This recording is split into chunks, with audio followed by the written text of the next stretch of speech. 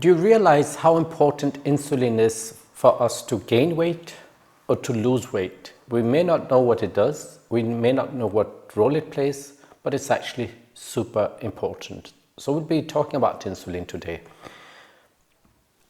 I'm Dr. Mazhar Hussain. Do subscribe to our channel, click the notification bell, and share this video with your friends and family so they're updated about insulin and what it does in our body. If you have suggestions for videos we should make, do let us know and we'll look into it, and maybe we'll make a video also. So today we're talking about insulin. We have a previous video where we spoke about the normal glucose level. I suggest you watch that if you haven't seen it. I'll just recap very briefly. So the normal blood glucose level is around 100 milligrams per deciliter, which is roughly 1 teaspoon in 5 liters of blood in an average adult. Sorry. Now, in the fat state, the body prevents hypoglycemia, which is too high levels of glucose in the blood, by the action of insulin, which is released from the pancreas. So the pancreas is responsible for keeping the glucose level at the required appropriate level by secreting insulin. That is in the fat state. In the fasting state, the liver takes over the responsibility to ensure that we have sufficient glucose in the blood, and it does so by something called glyconeogenesis, which is basically the breakdown of glycogen into glucose, and that is then used as energy in the body. It also does so by creating new glucose molecules from proteins and from fats. So that is the liver's role, and that is primarily during the fasting. The liver has many other roles, the pancreas has other roles also, but for our purpose, when you talk about weight loss, when you talk about insulin, nutrition and so on, this is what we'll focus on right now. We'll go into more details later. So what does insulin do then? Well, insulin is an anabolic hormone as opposed to being catabolic. Anabolic, which means that builds up the tissue, rather than catabolic, that breaks down tissue. Now, insulin stimulates the uptake of glucose into the cells in the body, and it's not one cell or two cells, it's nearly every part, every cell in the body that would take in insulin. Now, it also stimulates the uptake of glucose in the liver, in the muscle tissue and fat tissue. But it also does so with other tissues. And the purpose is to bring the glucose out of the blood circulation and into the tissue where it can be utilized for fuel. And that is another function of insulin, that it uses glucose for fuel. It also stimulates the glycogen synthesis. Glycogen, I just want to give you the way I want you to see the energy states of the body.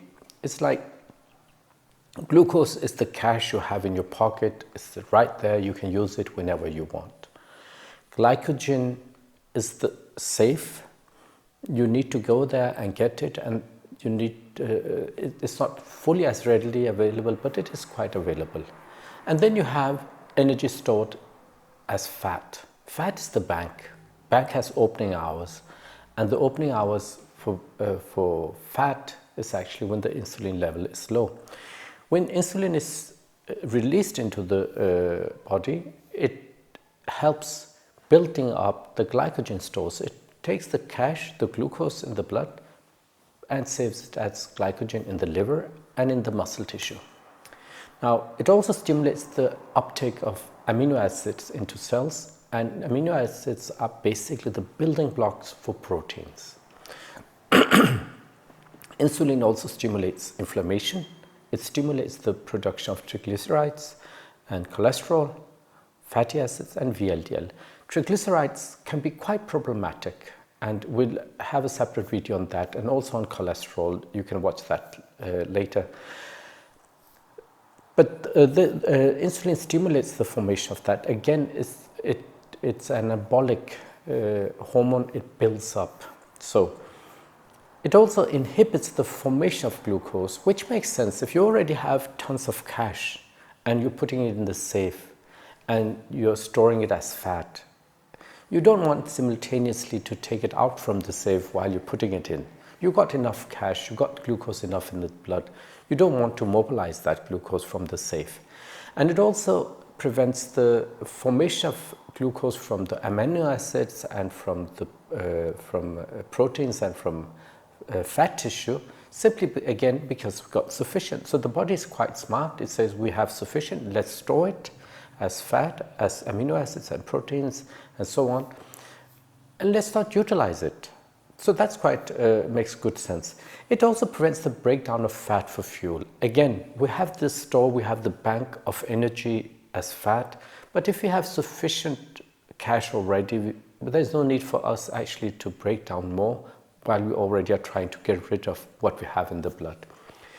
It also reduces the detoxification of the liver, and if we look at it, detoxification of the liver and inflammation goes hand in hand. If there's less detoxification, we have more inflammation.